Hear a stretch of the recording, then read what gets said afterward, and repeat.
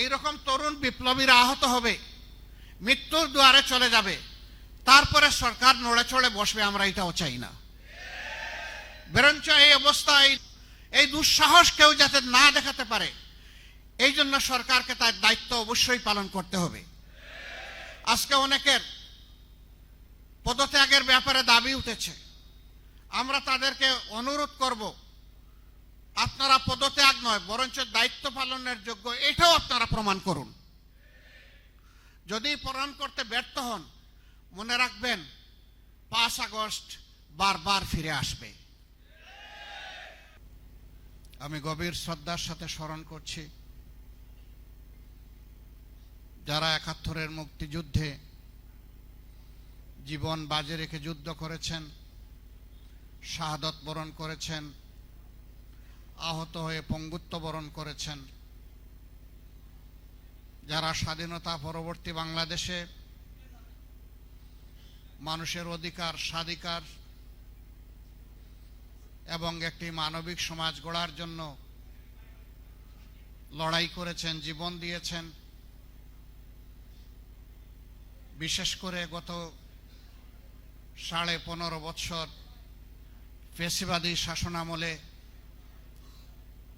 যারা ফ্যাসিবাদী সরকারের হাতে নির্যাতিত, নিপীড়িত হয়েছেন, খুন এবং গুমের শিকার হয়েছেন, আহত, পঙ্গু হয়েছেন, ঘর বাড়ি থেকে তারা বিতাড়িত হয়েছেন, সীমাহীন দুর্ভোগ স্বীকার করেছেন এবং তাদের দুঃশাসনের শেষ লগ্নে এসে 24-এর গণবিপ্লবে যারা জীবন দিয়েছেন, একইভাবে যারা পঙ্গুত্ব বরণ করেছেন, আহত হয়েছেন, যারা লড়াই করেছেন, আমি তাদের সকলের প্রতি গভীর শ্রদ্ধা নিবেদন করছি। আমার পূর্বে আমারই সহকর্মী জনাব রফিকুল ইসলাম খান বলে গিয়েছেন, ফ্যাসিবাদী দুঃশাসনের বিরুদ্ধে আমরা রাজনৈতিক দলগুলো লড়াই করেছি একটানা 15.5 বছর। এ লড়াইয়ে আমরা আমাদের আপনজনদেরকে হারিয়েছি। বাংলাদেশ জামাতে ইসলামী এক এক করে শীর্ষ 10 জন নেতা সহ আরেকজন গুরুত্বপূর্ণ নেতৃস্থানীয় ব্যক্তি এবং সহস্রাধিক সহকর্মীকে হারিয়েছে। অনেকেই গুমের শিকার হয়েছেন, আহত, পঙ্গু হয়েছেন। এরকম করে অন্যান্য রাজনৈতিক দল, উলামায়ে কেরাম, সমাজের বিশিষ্ট ব্যক্তিবর্গ, সুশীল সমাজের সদস্যবৃন্দ, এমনকি সাংবাদিক বন্ধুগণও সেই নিপীড়ন, খুন এবং গুমের শিকার হয়েছেন। আমাদের আন্দোলন আমরা করেছি এই সব কিছুর বিনিময়ে, কিন্তু ফ্যাসিবাদী সরকারকে আমরা তাড়াতে সক্ষম হইনি। 24 জুলাইয়ে যে আন্দোলন ঢাকা বিশ্ববিদ্যালয় থেকে শুরু হয়েছিল, সেই আন্দোলন ক্রমান্বয়ে বাংলাদেশের মানুষের মনোজগতে আন্দোলনের ঢেউ সৃষ্টি করতে সক্ষম হয়েছিল। এই আন্দোলনে কতজন প্রকৃতপক্ষে শহীদ হয়েছেন আজ পর্যন্ত তার নিখুঁত নির্ভুল তথ্য আমাদের কাছে নেই। আমরা একটি দল হিসাবে চেষ্টা করেছি আন্দোলনের এই শহীদ যোদ্ধাদেরকে তুলে আনতে, স্মরণীয় করে রাখতে, কিন্তু আমাদের ধারণা এ পর্যন্ত আমাদের প্রয়াসে যাদের তথ্য আমরা পেয়েছি প্রকৃত সংখ্যা তার চেয়ে অনেক বেশি।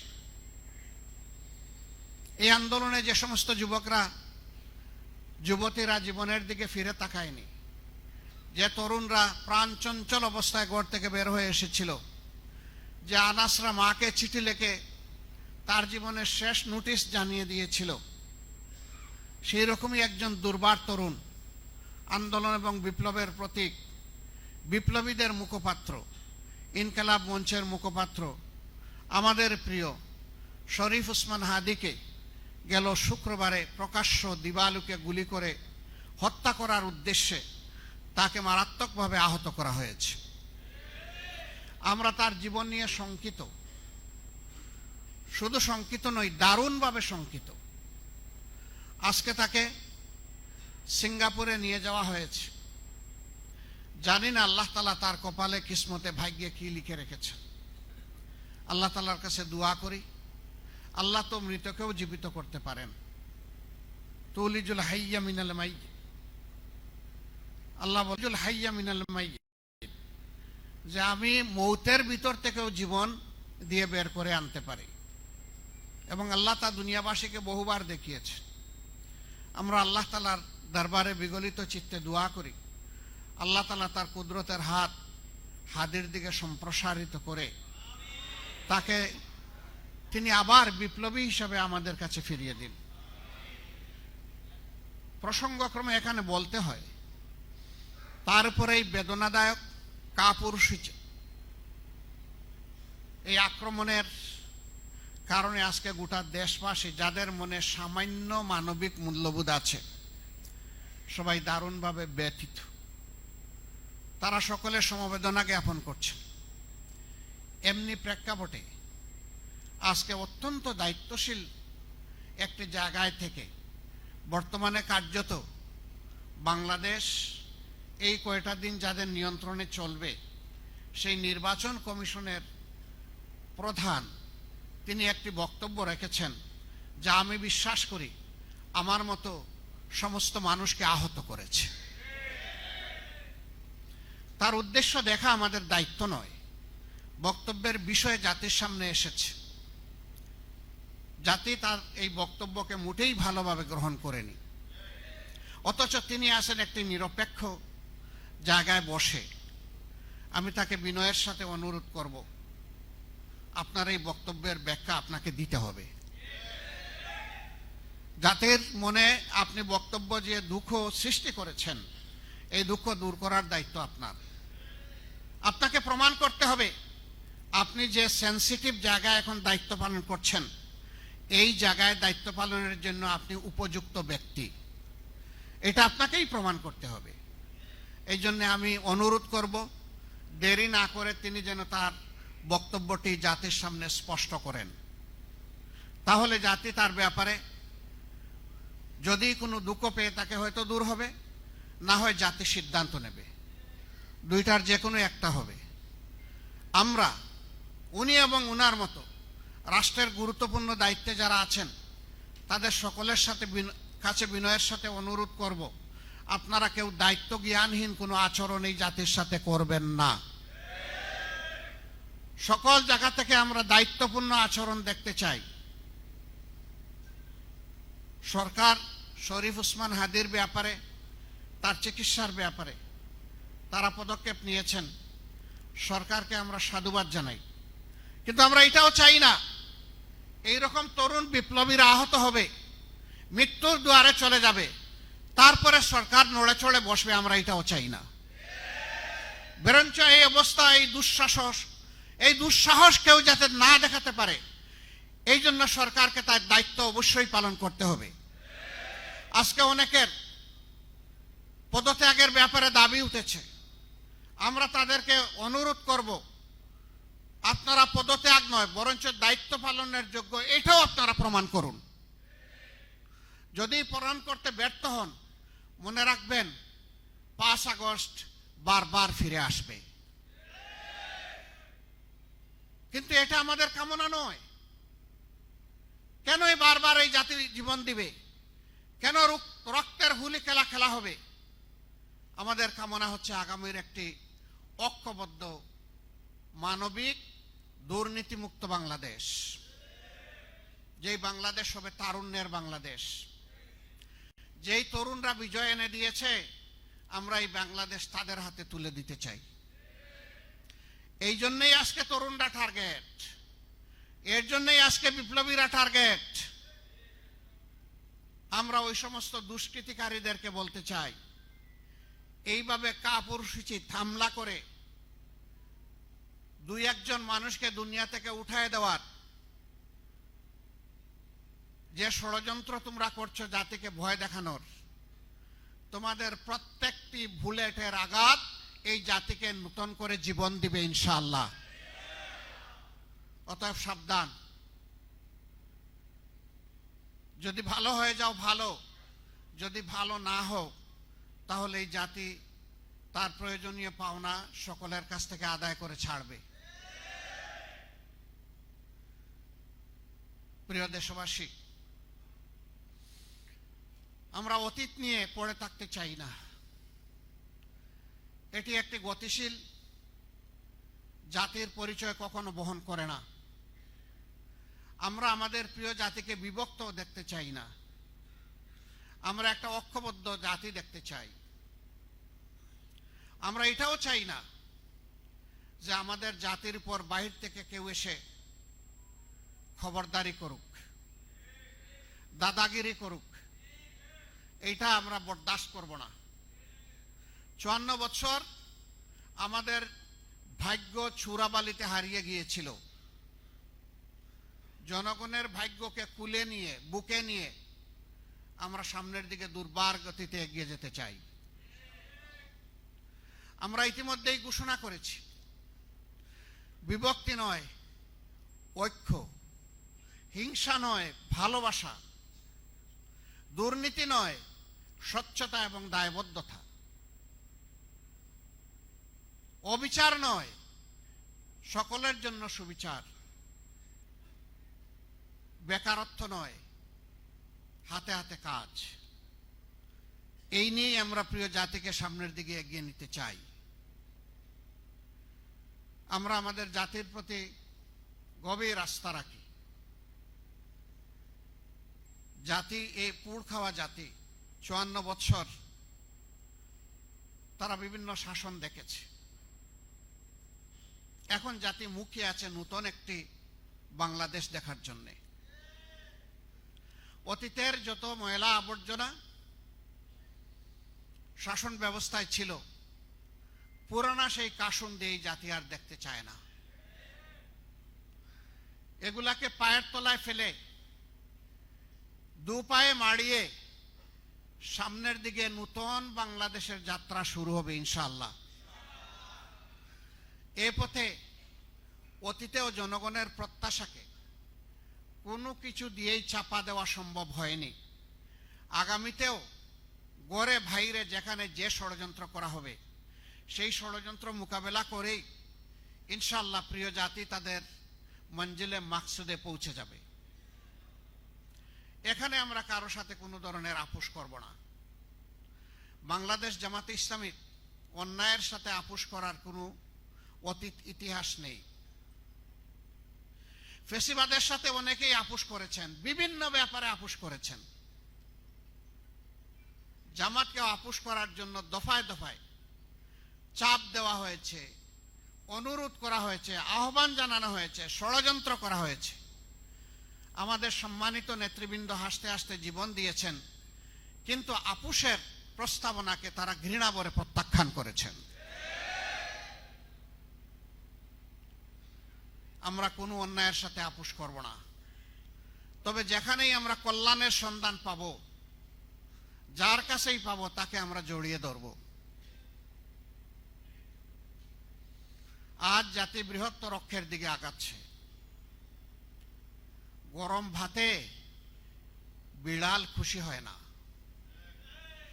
কারণ বিড়ালের মুখ পুড়ে। জাতি যখন একটা স্বচ্ছ দুর্নীতিমুক্ত সমাজ দেখার জন্য মুখিয়ে আছে, তখন জাতিকে ভয় ভীতি সৃষ্টি করে বিভিন্ন ধরনের অপপ্রচারের মাধ্যমে সমাজে বিভেদ রেখা টেনে যারা ফেসিবাদী ছিলেন তাদেরকে নতুনভাবে তোয়াজ করে আবার বাংলাদেশকে একদল উঠে পড়ে লেগেছেন। তারা সেই পুরানা পচা আমলে ফিরিয়ে নিতে চান।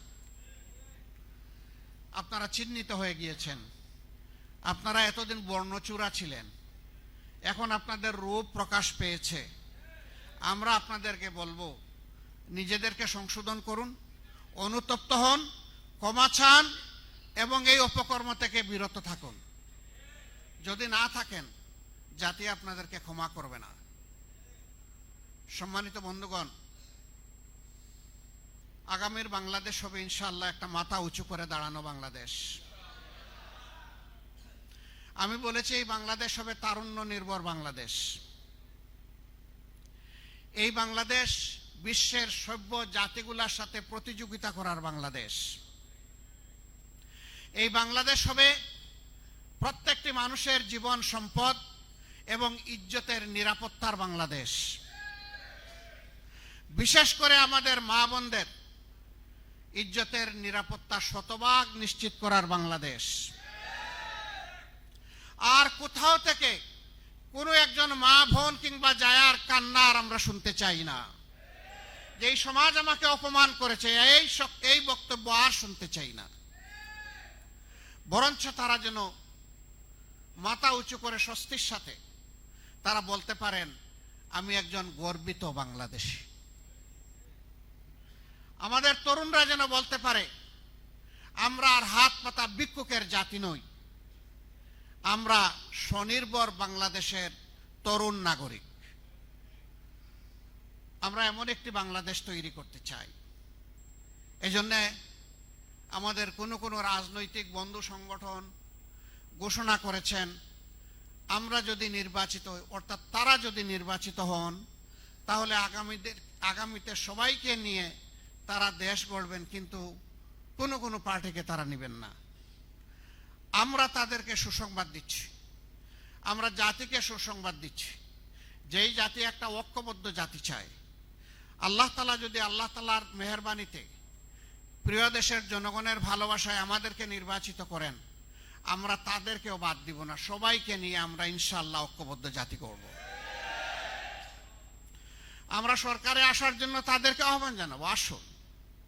আমরা চাই সবাই যার যার জায়গা থেকে সর্বোচ্চ অবদানটা রাখুন, এই জাতিকে নূতন করে কিছু দিন। আমাদের আশা হতো আমাদের বুক ভাঙা জাতিকে, আসুন সেই ভাঙ্গা বুক জোড়া লাগিয়ে তাদেরকে সামনের দিকে আমরা মুক্তির আলো দেখাই। শর্ত মাত্র 3টা।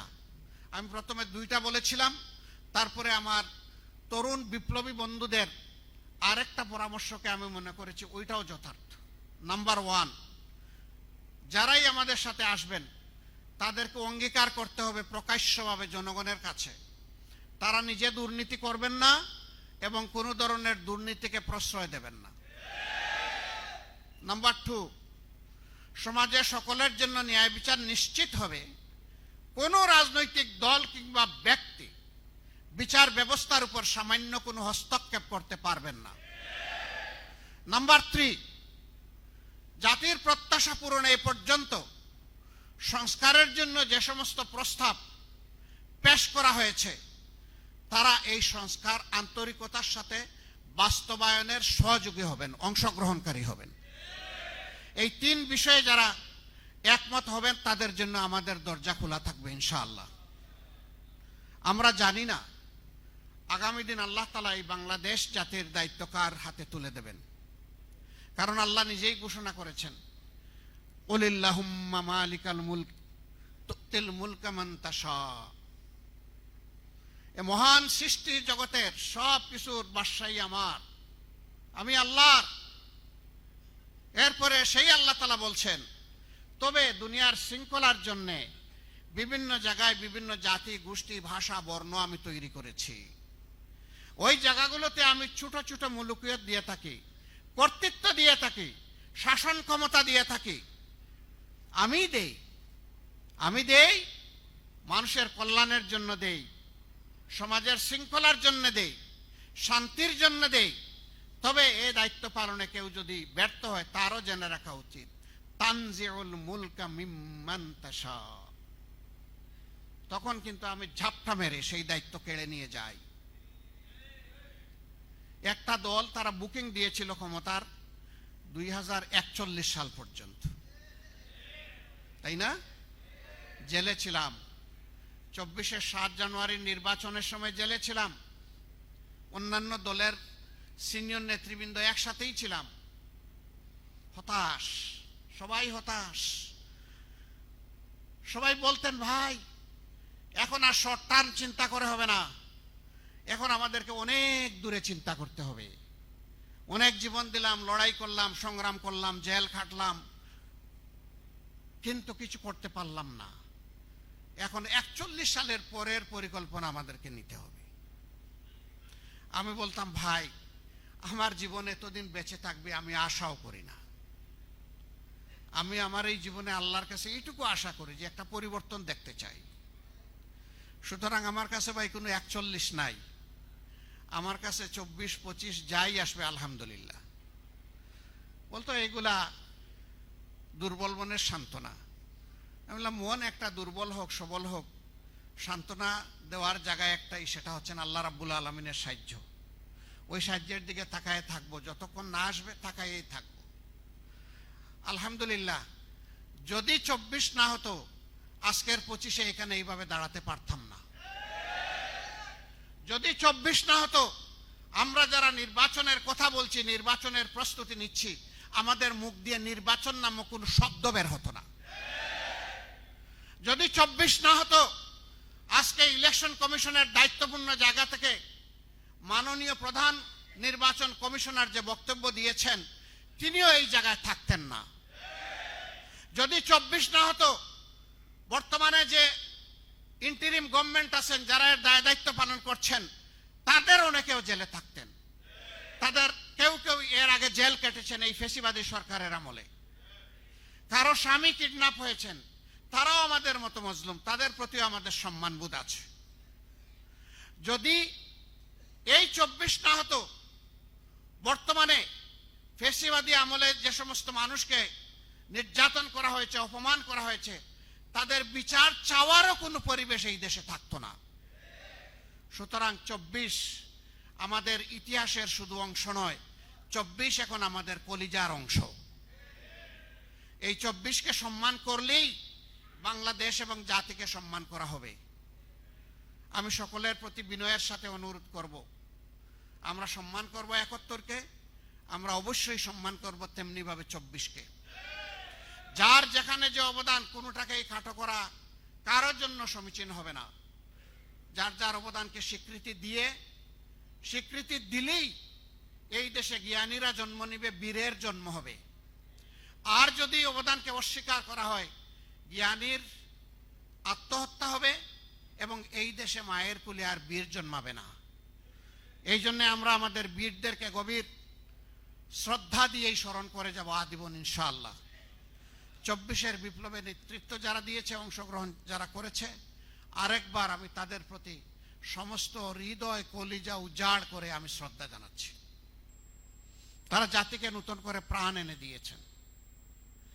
এখন এই জাতির কাছে আমানত, রাজনৈতিক দলসমূহকে দায়িত্বশীলতার পরিচয় দিতে হবে। দেশকে ভুলে গিয়ে ব্যক্তিকেন্দ্রিক দলখানা কোনো চিন্তা করলে জাতি আমাদেরকে ক্ষমা করবে না। দেশের স্বার্থ জাতির স্বার্থকেই উপরে তুলে ধরতে হবে। সাংবাদিক বন্ধুগণ, আপনাদের কাছে বিনয়ের সাথে অনুরোধ, আমরা যে কথাগুলো বলি ভালো লাগলে হুবহু এগুলো প্রকাশ করবেন, ভালো না লাগলে পুরোটা বাদ দিয়ে দেবেন। কিন্তু আমাদের বক্তব্যের খণ্ডিত অংশ দিয়ে সবাই না, কেউ কেউ মাঝে মাঝে জাতিকে বিভ্রান্তিতে ফেলে দেন, আমাদেরকে কষ্ট দেন। তাদের কাছ থেকে আল্লাহর দরবারে আমরা আশ্রয় চাই, এ কাজ করবেন না। আপনাদের 2-1 জনের কারণে গোটা সাংবাদিক সমাজ কেন লজ্জিত হবে? যাদেরকে বলা হয় তাকে জাতির বিবেক, এই বিবেককে আপনারা লজ্জা দেবেন না। যার যার জায়গা থেকে আপনারা নিজ দায়িত্বটা সঠিকভাবে পালন করবেন। বক্তব্যের কাট পিস নয়, ভালো লাগলে পুরোটা, না লাগলে আউট, সারাটা আউট, ব্ল্যাক আউট করে দিবেন। আমরা কোনো সংগ্রাম করব না আপনাদের বিরুদ্ধে, কিন্তু ব্ল্যাক অ্যান্ড হোয়াইটকে এক করবেন না, হোয়াইটকে ব্ল্যাক বানাবেন না। বক্তব্যের সেন্স পাল্টানো ঠিক হবে না। আপনারা সমাজের 4র্থ স্তম্ভ, এটা ভুলে যাবেন না। এবং 3টা স্তম্ভকে ঠিক রাখার দায়িত্ব আপনাদের, এইটাও আপনারা ভুলে যাবেন না। সমাজের 2টা অংশের দায়িত্ব সার্বজনীন, একটা সাংবাদিক সমাজ, আরেকটা হচ্ছে রাজনৈতিক সমাজ। এই 2 সমাজকে দেখতে হবে চতুর্দিক থেকে, একদিক থেকে দেখলে চলবে না। খোলা চোখ দিয়ে দেখতে হবে, বন্ধ চোখ দিয়ে নয়। 2 চোখ দিয়ে দেখতে হবে, 1 চোখ দিয়ে নয়, যাতে ইনসাফ কায়েম হয়। যারা এই মহৎ কাজে জীবন বাজি রেখে লড়াই করে যাচ্ছেন, নিঃসন্দেহে আপনাদের এই জব, আপনাদের এই কাজ খুবই চ্যালেঞ্জিং। বহু জায়গায় কাজ করতে গিয়ে আপনারা, সত্য তুলে ধরতে গিয়ে আপনারা বিভিন্ন সময় নির্যাতনের শিকার হন। আপনাদের জীবনও গিয়েছে দফায় দফায়। আমরা আপনাদের প্রতি গভীর শ্রদ্ধাশীল।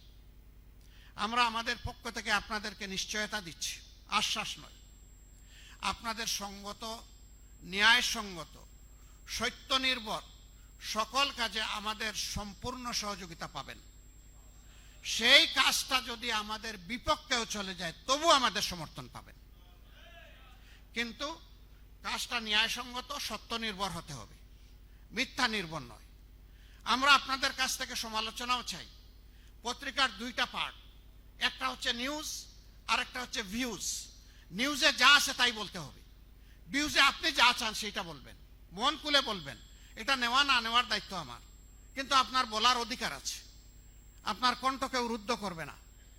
আমরা সংবাদপত্র তাজা হয়ে জীবন্ত হয়ে থাকুক আমরা চাই। একটা প্রভাবশালী দেশের একজন কূটনীতিক আমার সাথে সাক্ষাতের শেষ পর্যায়ে এসে বললেন, আপনারা তৈরি থাকুন, যদি জনগণের সমর্থন নিয়ে আপনারা, উনার ভাষায় ক্ষমতা, আমরা ক্ষমতা বলি না, আমরা বলি দেশ সেবার সুযোগ পান, তাহলে মিডিয়ার একটা অংশ আপনাদের উপর ঝাঁপায় পড়বে। তখন আপনারা কিভাবে মোকাবেলা করবেন? আমি হাসতে হাসতে বলেছিলাম, মোকাবেলা করব না, তখন ওই মিডিয়ার ব্যক্তিদের কপালে চুমু দিয়ে দেব।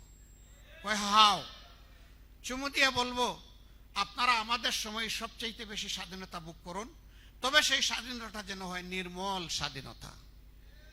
এই স্বাধীনতা যেন জাতিকে ক্ষতিগ্রস্ত না করে। আমাদের সমালোচনা করবেন তীব্র কঠোর ভাষায়, কিন্তু সেটা হবে জাতির স্বার্থে। আমাদেরকে ছাড় দেবেন না, ধরবেন, ভালো করে ধরবেন, এমনকি হাতে ছাই দিয়েও ধরবেন, কোনো সমস্যা নাই, কিন্তু ধরাটা যেন ন্যায়সঙ্গত হয়। এইটুকুই শুধু আমাদের অনুরোধ। সবাই ভালো থাকবেন। আমরা সেই মানবিক প্রত্যাশার তারুণ্যের বাংলাদেশ, সেই বাংলাদেশের জন্য সবাই মিলে সব হাত একত্রিত করে সামনের দিকে এগিয়ে যাব ইনশাআল্লাহ। সেই বাংলাদেশের অপেক্ষায় আজকের এই বিজয় দিবসে আবারও জাতিকে শুভেচ্ছা এবং অভিনন্দন জানিয়ে, যে যেখানে আছেন দেশে কিংবা প্রবাসে, সকলে সুস্বাস্থ্য কামনা করে আগামী ঐক্যবদ্ধ বাংলাদেশ গঠনে সবাইকে ভূমিকা রাখার আহ্বান জানিয়ে আমার কথা এখানেই শেষ করছি। আল্লাহ হাফিজ। বাংলাদেশ জিন্দাবাদ। বাংলাদেশ জামাতে ইসলামী জিন্দাবাদ।